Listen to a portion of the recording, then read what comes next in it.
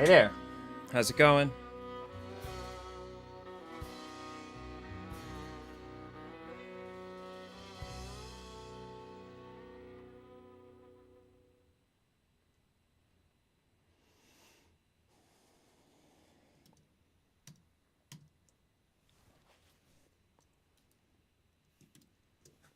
What's happening? Uh, Welcome. Thanks for hanging in there and being patient for a second while I got myself ready to do this. Um, cool. So, welcome to the stream.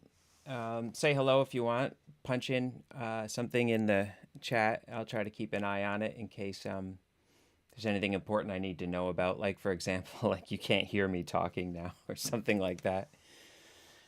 Here's my studio if you've never been before. And you were just listening to a Circus song, which I'm going to reference a little bit later, which is why I was playing it. It's from the album Swing. And Google that. Circestra, Cirkestra. I'll put a link down in the comments. Anyways, if you want to hear more of that, it's on Spotify, it's on Apple Music, it's in all of your musical outlets. It'll be on Bandcamp very shortly as I start to release all the Circestra back catalog 1 month at a time. If you know this orchestra music, you know it has like a lot of jazzy elements. So that's always been a thing I've done. And when I have to work in the computer to do it, it's a particularly challenging thing. But I've figured out a couple secrets. I just want to, like walk through the process a little bit with you. I do get a lot of questions, even from directors I'm working with on scoring projects, about like, well, what are you actually doing when you make this? So this is a nice place to talk about that, actually. And some of you watching are totally familiar with making music and making music on a computer. So this might be just an insight into some techniques specific to the jazz sound or the show tune sound, or even if you're familiar with the circus sound. That's something that people have gotten to know me for, and that I've had to sort of cultivate some tricks for it to make it work in a computer, which is not an easy thing to do, as a lot of people have said. People I know avoid it and look for other ways to do it. I mean, the best way to do it is just to get a bunch of jazz musicians together and have them play a tune. And I should just preference everything I'm about to say with like, this is the wrong way to do it in a computer. But let's do it the wrong way today. Let's do that thing. Okay. Maybe we should get into it post haste. I was going to say something else. I can't remember what it is. I see friends here. I see Book Kennison in Chicago. And I see Michael Sweet in Los Angeles. I'm in the future from both of you guys. So, because you're in different time zones, and I'm in a time zone that's in the future. And I can tell you, speaking from here, that nothing is any different right now. Everything is exactly the same as it was from what I can see. And if anything's changed in the past, let me know in the comments. Okay. I'm going to work in Ableton Live today. It's not necessarily the ultimate DAW for this sort of thing, or for any sort of thing, but it's one of many DAWs, and it's fine. You can do anything I'm going to do today, you could do in any DAW. I'm not going to do anything specific, or like it's not a tutorial on how to use Ableton specifically. I'm using this because of the fact that it's really light on a system, like on a computer system. It doesn't demand a ton of the computer. And so in that way, it's nice to use while I'm streaming to you, because my computer is about to blow up now with overheating from everything that there is going on it. Here's a project on your screen over here, currently in progress for a movie, which is set loosely in a circus, a movie that is about people who are overweight. It's called Fat Life. It's in production, and there are definitely elements about it that should be jazzy. And in fact, the director tempted it with Circastra songs. And some of those will remain in the score, but there are things that need to connect it, certain settings. There's a scene here that I've been working on. We won't look at video today. I can't do that. But just to set a picture in your imagination, there's a scene where we're at Coney Island. And actually, what was temped in here was, I think, a Herb Alpert song. So I listened to it once and I made myself forget about it because I understood what the vibe was supposed to be. Let's listen so you can hear like where I've gotten to so far over the past couple of days in doing this. And then I'll just talk through it. I'll solo some tracks and, show you a couple of the things that would be difficult if you're just setting out in doing this style. I'll just shut my mouth for a second.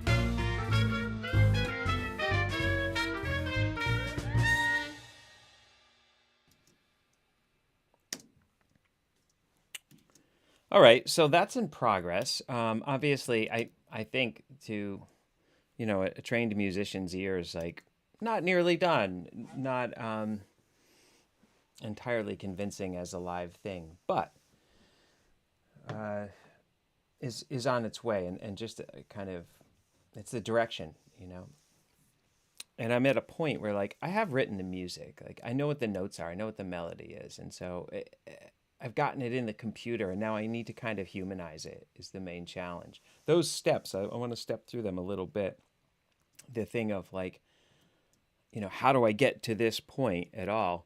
Well, I'm on a computer using a DAW. There is, as you can see in my studio, there is some crap I use, like a keyboard, and I have a pedal for expression that's under this desk.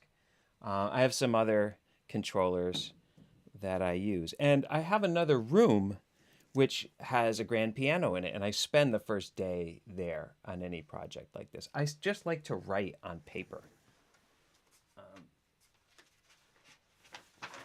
Unless I'm scoring like a totally ambient electronic scene for a film or something like that, I'm doing a lot of the work in a traditional sort of a way. this. Just an example of some early part of it. Doesn't have a lot of detail. But anyways, I kind of write it maybe like Herb Alpert did. Oh, and by the way, thanks, Book, for the shout out to Herb Alpert. I know you're a fan. I think you used to work to his music with your juggling act. So I'm at the piano for a lot of it, and like using my techniques for coming up with a melody, knowing the style, and sorting out like what some of the supporting texture is, like the harmony and the way that it works on that instrumentation of like brass reeds rhythm section. I'm thinking in those terms, and I'm thinking what the roles are for each thing and sketching it out a little bit.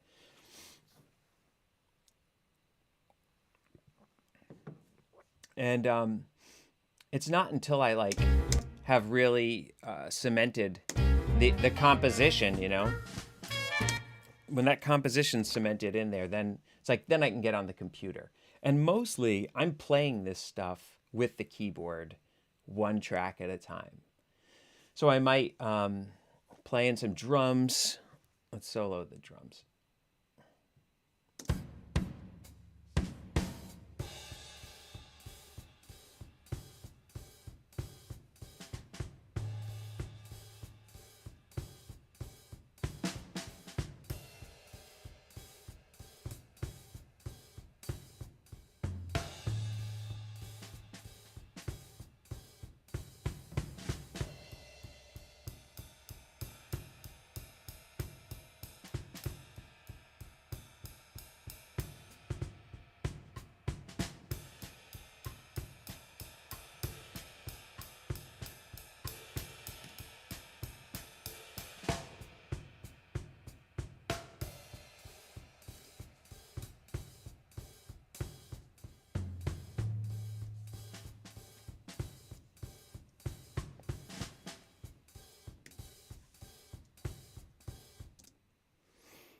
And I might have to play that in really slow. And some of it I'll just step enter. Like I'll just kind of get it in one note at a time. The trick for making those drums sound like drums is not what samples I'm using, although it really helps to use samples with a lot of dynamic range and a multitude of articulation. To me, the trick is knowing patterns that drummers really play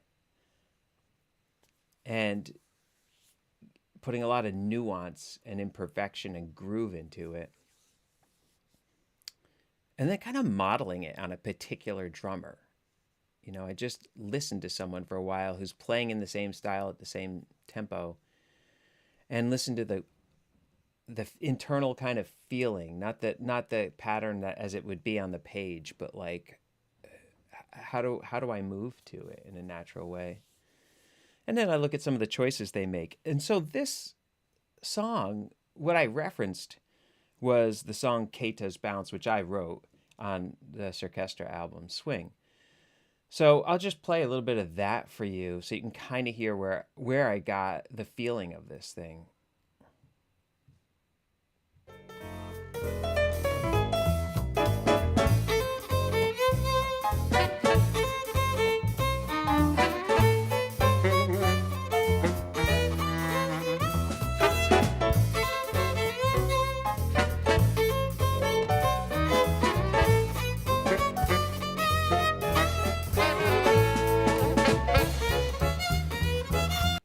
So that's where I'm getting a sense of like what the patterns and what the feeling is.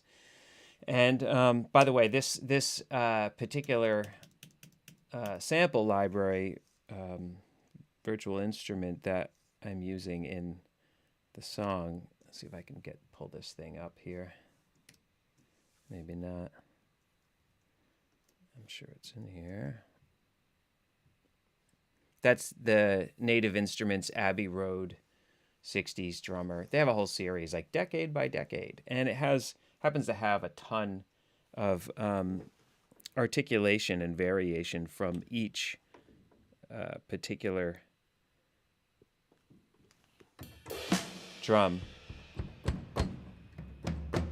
Like here's a bunch of different snare drum sounds I can make.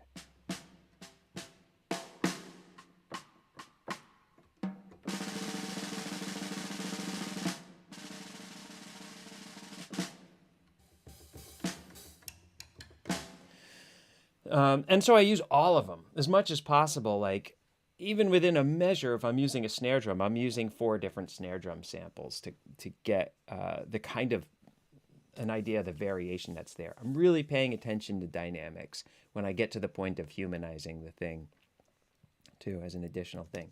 All right, I don't want to take a ton of time on any one particular instrument. So if it's cool, let me move to some other things. Let's check out like how the brass is working for all of this here.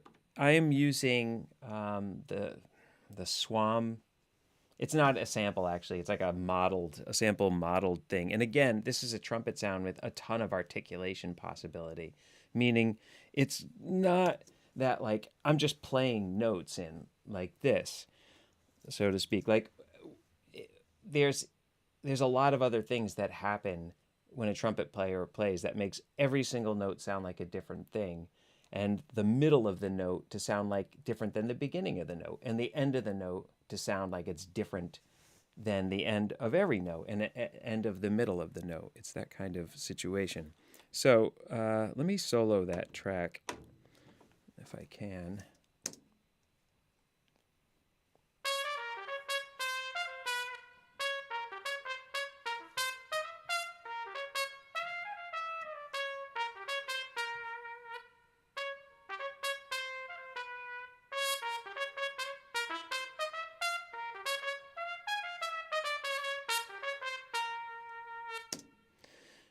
There are notes in the low range. This is a piano roll if you've never seen anything like this. This whole, like, well, it looks like maybe a piano roll if you know a piano roll in the computer. Like, as I'm playing the notes, it records in a dot, a little block for every note. And, you know, the long dots are long notes, and the high dots up are the high notes, and you get the idea. But there are these low notes that aren't notes in the bottom, and those help me switch from a sound that, like, might be a short note to a sound that might be a long note or something like that, and maybe a note that falls off at the end, you know.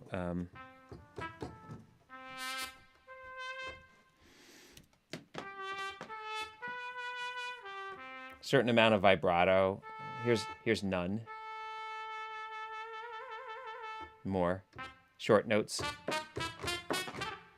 And the song is filled with short notes and long notes, and trumpet players make distinctly different sounds on short notes and long notes.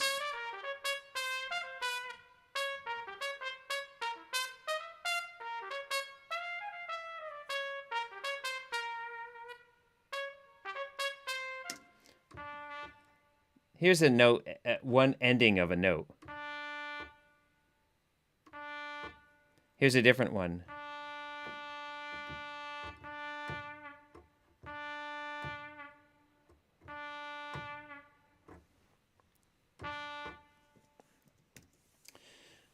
And I combine all that to make something that sounds kind of humanized by like the amount of variety. When I'm writing this music onto the page up at the piano, I'm actually specifying all that already. You know, and if you've written for a jazz band, if you're a musician and you've done any arranging for that, you know that you put like staccatos and tenutos and slurs over certain notes, and that is already figured out before I get here on the computer. So I'm just guided by all that. I can usually play it in pretty good, but those variations, those key switches that make a variety of notes, I'm penciling those in after I've played the notes. Something this fast, like I may not be able to play it that well, that fast, the first few times I'm playing it, and I might slow down the whole song, record it slow, and then speed it up. There's a second trumpet part. It's the same idea with harmonies. There are some trombones. I'm doing the same kind of idea with the trombones, very much the same techniques in there.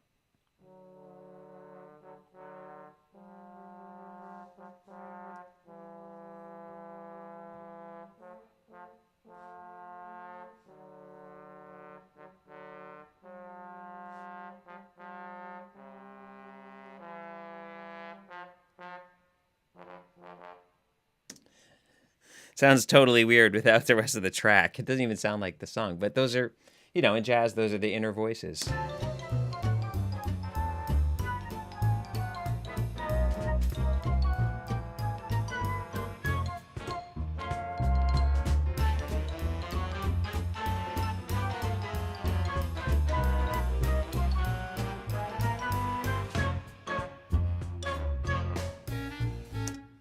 Listen to the drums in there at the end of that section. Um, there's some very small notes that would never even be written on the page, where the drums kind of collide and blur together, and that's something that I'm using a lot to like get the feeling of someone really just banging on stuff.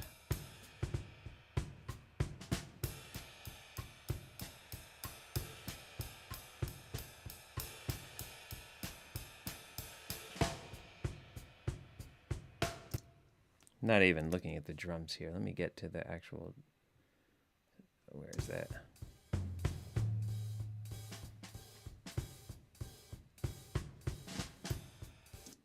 Right there. You know, it's subtle. It's the kind of thing like, oh, you might not even notice it listening to it. You might listen to this track soloed 10 times and not even notice it. But somehow it's a part of what sets the difference when I start really making the thing sound human.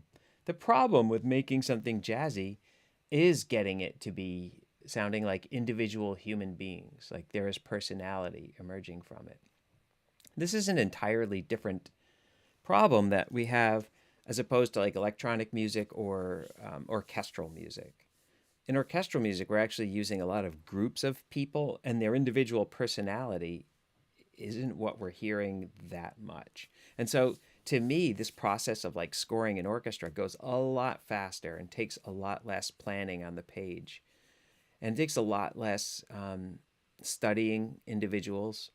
Each of these are things where like I listen to real human beings and then I model that track on that real human being, the choices they make and the way they play.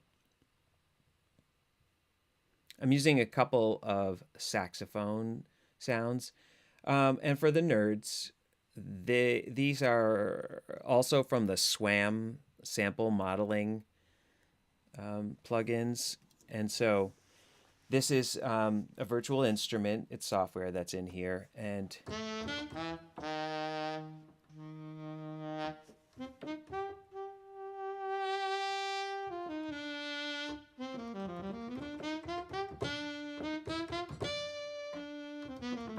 it's got some controls in it that allow me to make mistakes and stuff.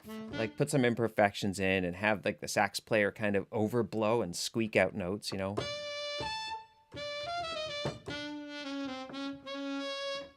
Those kinds of things that like you never write on the page. And sometimes sax players really don't like it when they're accidentally doing it. And sometimes like in jazz, you just let that happen. It becomes a part of the sound. There is nothing wrong in jazz, you know. Where do the sax come in? Let's play it where the alto enters here.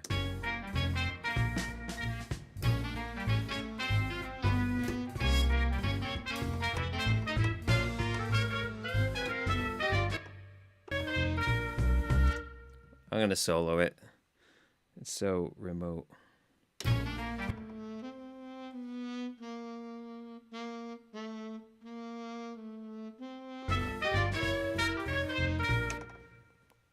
There's a tenor sax in here. I'm actually going to add a bari to this in this section. There's like a Henry Mancini thing where if you have a flute playing, you double it in a bari sometimes. And I think it might give this a nostalgic vibe since we're in Coney Island, you know?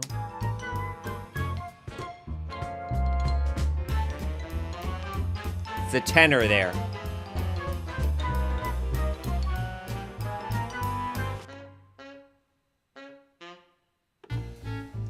That's the tenor sax.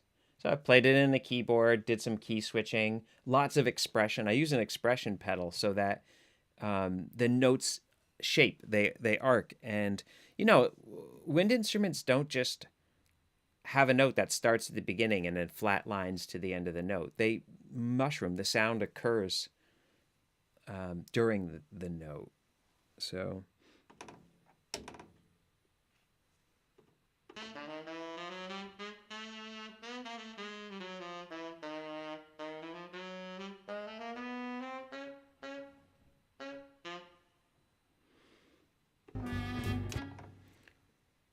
you might be starting to get the idea, if you're down with this, that it's actually not the sounds. It's not the samples. that make this whole thing work together to be jazzy enough for me. In fact, when you solo them, you know that none of it's real. You can tell. It's more about decisions about feeling and using as much variety with each note that you can, in the way that players constantly are using different sounds to achieve something that sort of tells a story and moves forward all the time and expresses like a language. Let's solo the guitar track. This is a rhythmic guitar track.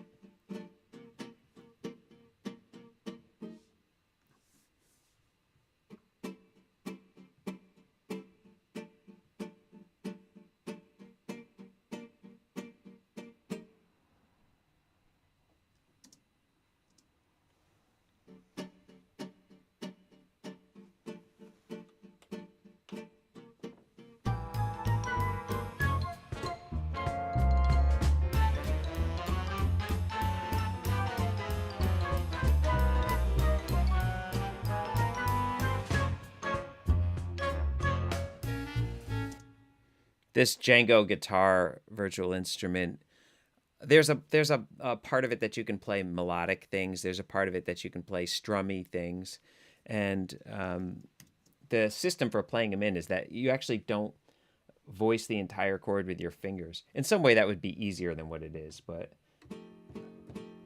I'm playing like one note at a time, which is like the right hand of the guitar that strums it.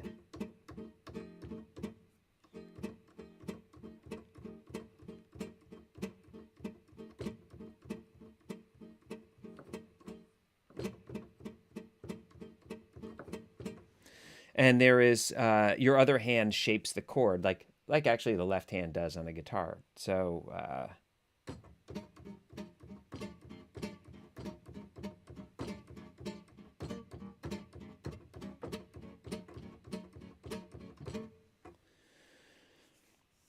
that's how that works.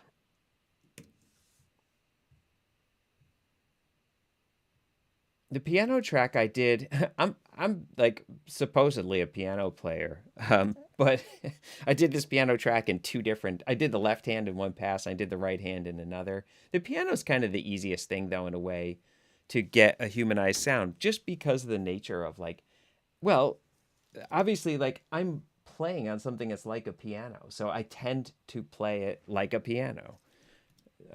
That's a no-brainer.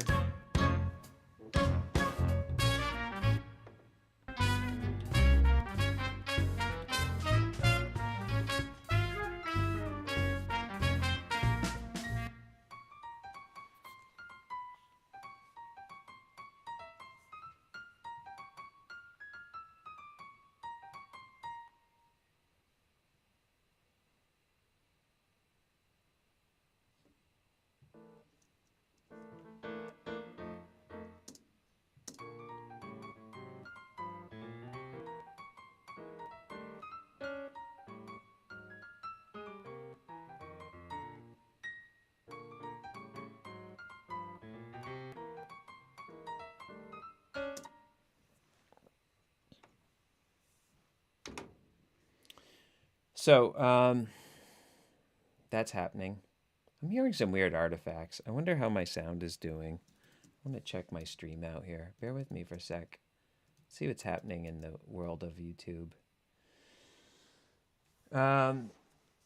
Okay, I see people punching in with some comments. Jared Simmons, I was interested in hearing how the Swan brass compared to the sample modeling brass, if you had any insight. I do have some insight about this. They are exactly the same. They're the same product, and they changed ownership.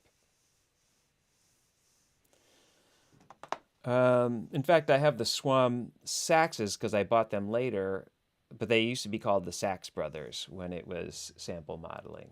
And there's a flute in the Swan, or sample modeling, whatever you want to call it. Let's see if we can find that. Solo the flute.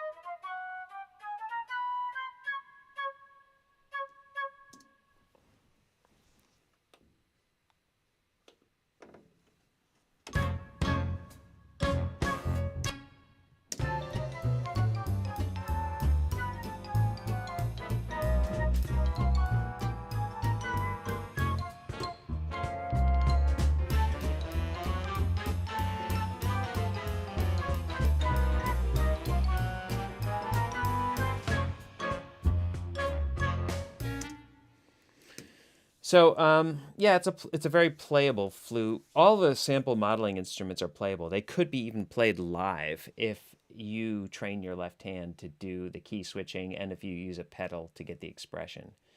I don't know why you want to play them live. Right? Just get a flute player, just get a sax player.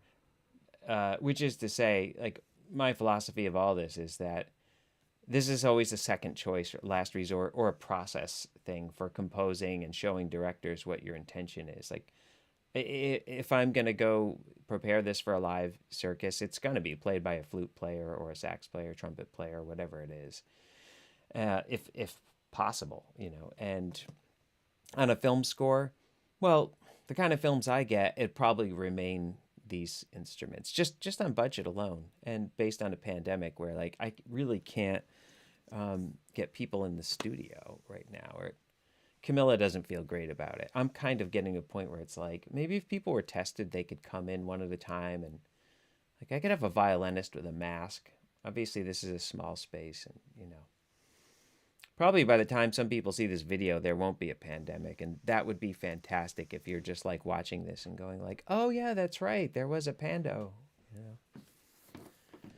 Let's keep going. Let's look at a couple more things. I know we've been on for a while, but like, there's a few more instruments, and you might be curious about them, especially if you're someone who is curious about the the various virtual instruments that I have going in here. I'm just making sure my stream is still going good. Looks like it's happy. How long have we been streaming? 37 minutes? Well, let's try to keep it a reasonable amount of time, like another 10 minutes or less. We all have things to do. We're not going to sit around watching YouTube all day. But it's going to get interesting because why? Because I just got a new bass VI here. Let's listen.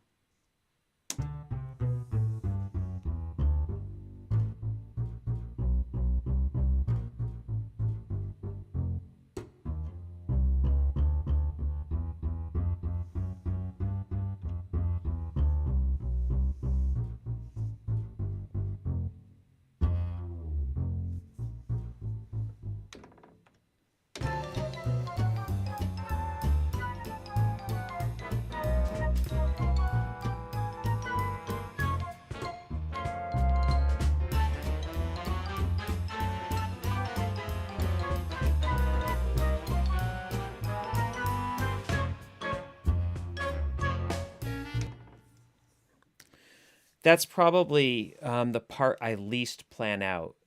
And, it kind of sounds like that, I guess.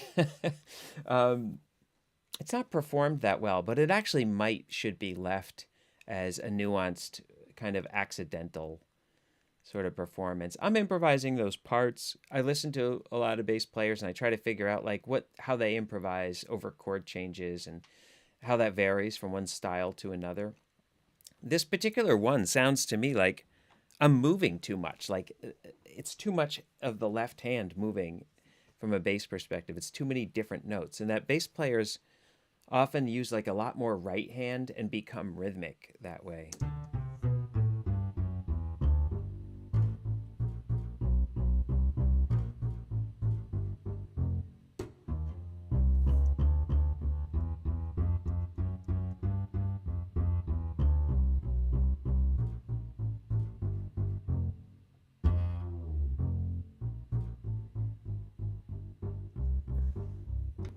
It's the Chris Hine bass VI. He has like 3 different uprights. This is the steel string upright, and there's some electric basses. And I haven't really learned it yet that well. I'm only using like 3 different articulations here. It's a sustain articulation. There's a kind of a gliss down.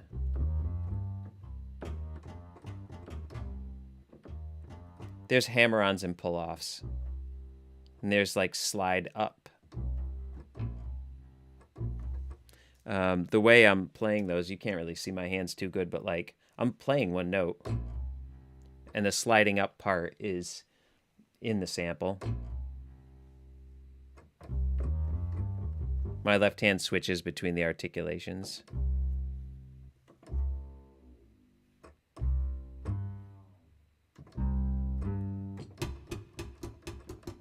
This is particularly useful sound of like a lot of times bassists hit the string between the notes and it creates like a percussion.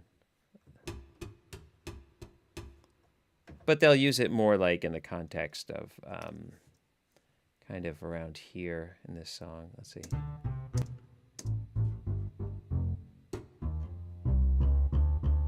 So in context.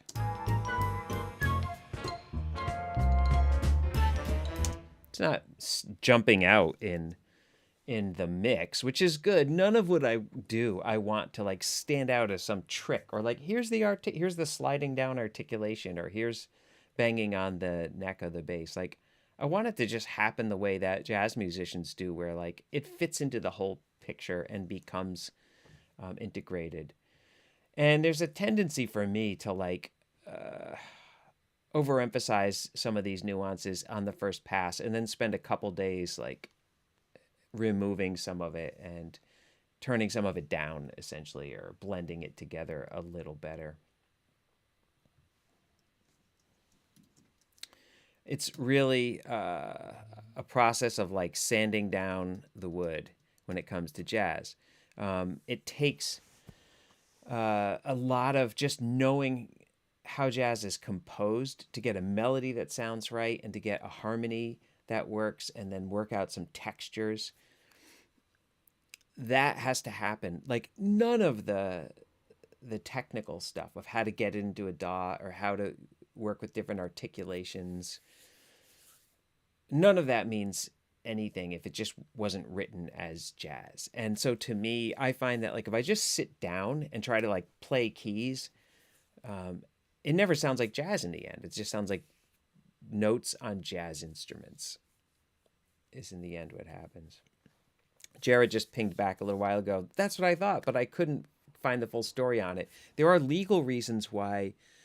I mean, I don't know if any of this is true. If someone from the company watches it, they'll be like, this guy only has half the story. But I saw posts from the previous owners of sample modeling in which they were talking about the fact that like they had to fulfill a legal obligation and couldn't talk about why they were discontinuing it and why it was going to be gone. And then it was gone for like a few months and it came back as Swam, and then I bought it. I bought the saxophone, clarinet, flute part of it. I already had the brass and was already using a lot, so I understood how it works. All these things take a little while to learn how they work. I recommend reading manuals and practicing. There's no VI that I took like out of the box, downloaded, and made good music on. Usually I work on it. I practice for a week, try to get good at it, forget about it, then try to use it in some project and have to relearn it, and then sound mediocre on the first project. And by the time I need it again for another project, I can get it to sound like what I want it to sound like. The clarinet's new to me, and it's like if I solo it, well, here.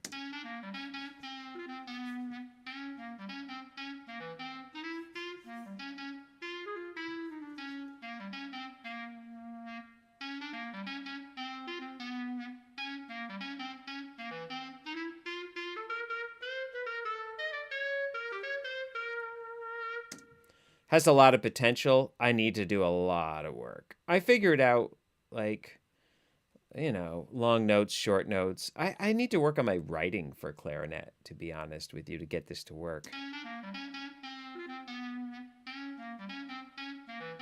I'm using some, like, pitch bend to put in some nuance and imperfection.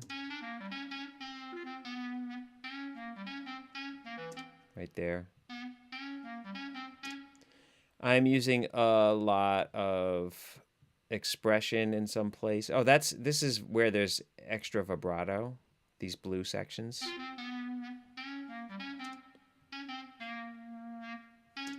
The long notes kind of mushrooms up in the middle of the note.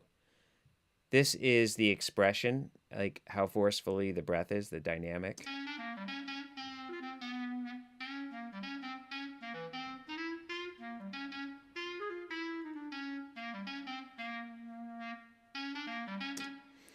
That's really critical. There's a pedal. I use an expression pedal, and I put that in while I'm playing it, and I adjust it later too. You need a lot of that information to get it to elevate from being just notes on a keyboard to being a wind instrument. In fact, this instrument locks itself. It won't work unless you're moving a pedal for it to work. Like, they force you to do that so you won't think it sucks, if you can imagine. All right, so sample modeling instruments, the SWAM instruments. We've seen some of that. Kind of getting to mostly through a lot of stuff. A lot of music, a lot of parts. Let me see if I can get us back on track to looking at whatever's left. There's a xylophone track. This is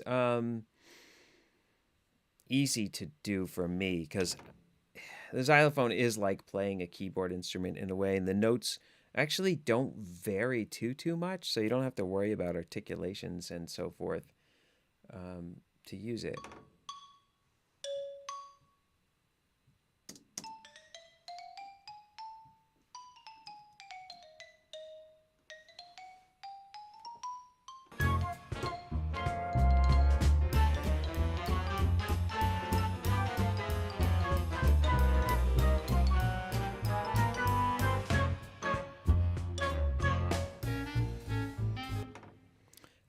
I don't remember when I got this. This is from a long time ago. Sonokinetic mallets.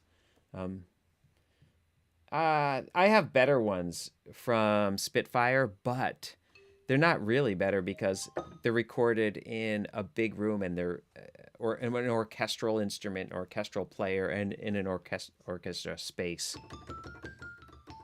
So this one I prefer because of its blending better. Very playable, very lightweight on the system, Sonokinetic mallets. By the way, I'm not endorsing anything. No one's paying me. Get whatever you want. I actually don't think it matters what the sounds are. It's far less significant than the musicality you put into these instruments. And I think if you're not practicing and studying and listening critically, then anything you put in these is going to sound fake and unconvincing and unsatisfying. So don't worry about what you're using. Go ahead and start with some cheap stuff if that's all you got to do, because there's plenty you can do with any VI. There's lots of stuff you can just do in way of listening, practicing, and pushing yourself. There's an undue amount of emphasis, concern, and pressure on young musicians to buy stuff, and it's not a good trend where I'm concerned. Snaps.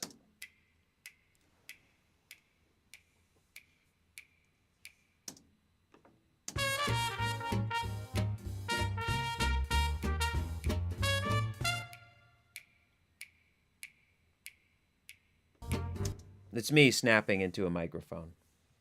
Obvi. All right, this isn't done. Let's give it another listen, though, for kind of a wrap-up.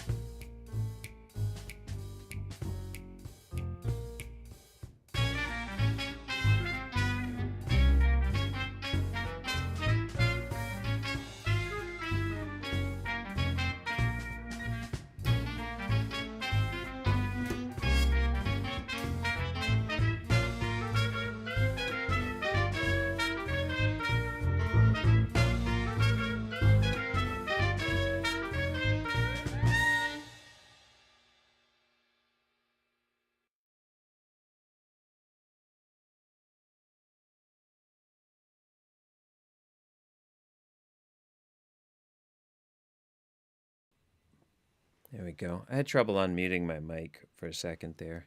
Who knows why? Shortcut commands while you're streaming, making music on a DAW, all that at the same time. All right, my friends, we should bail out here. It's like been almost an hour. I really appreciate you hanging out and watching this. I will put links to the Circus CD in the comments. So if you want to pursue some of what I've been already doing in the past, that's actually all live instruments, by the way, in the Circus CD with my band Circus and some really good players. If you want to see the film Fat Life, which this is for, I will post this in the comments too when I can, when it exists. And we'll also do a process video with some footage when we get there, when it's cool to show some footage of the movie. But keep an eye out for that. It's directed by David Gallo, and it's an interesting film, and it has some interesting musical challenges, which I will explore more here in the future. All right, thanks for hanging out. I will see you down the road.